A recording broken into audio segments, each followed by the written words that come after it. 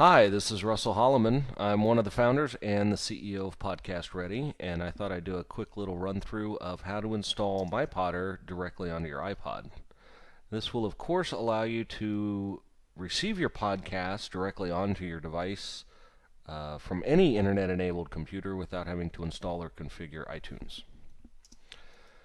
Now, before we begin, you do have to change one setting on your iPod to allow it to run third-party applications, and this is done directly within iTunes. So you simply load up your iTunes, select your device, make sure you're on the summary page, and find the checkbox that says Manually Manage Music.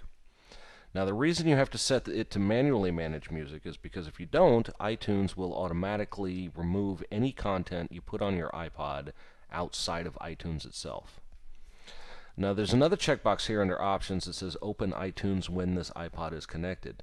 I like to turn that off because I don't generally want to run iTunes every time I plug in my iPod. Most of the time I'm just trying to get podcasts.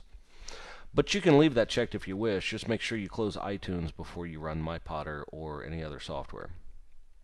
Now, once that's complete, you then have to go and download a copy of myPodder. If we go to the download section here, you'll see that there are several options that you can choose from. We've got a Windows only version, OS X only version, Linux only version, and then we've got one download that has all of the three versions together in one.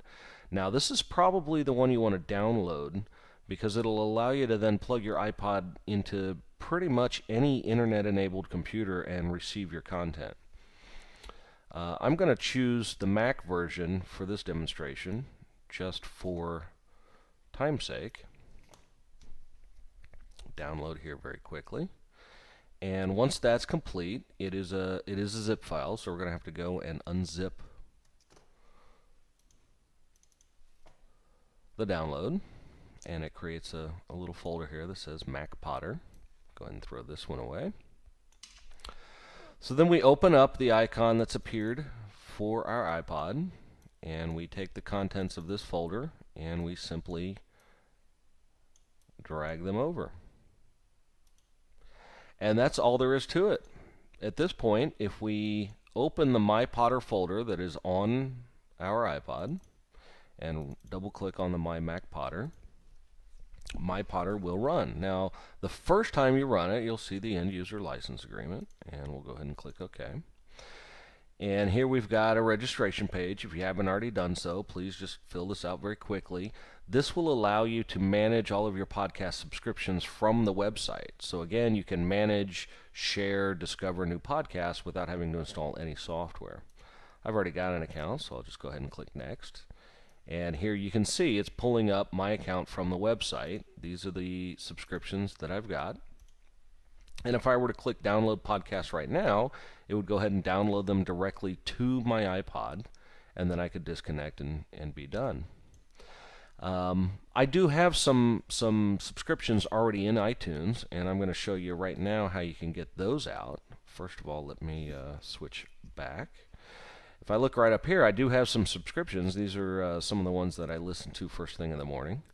What I'll do is I'll just go ahead and say File, Export, and choose OPML.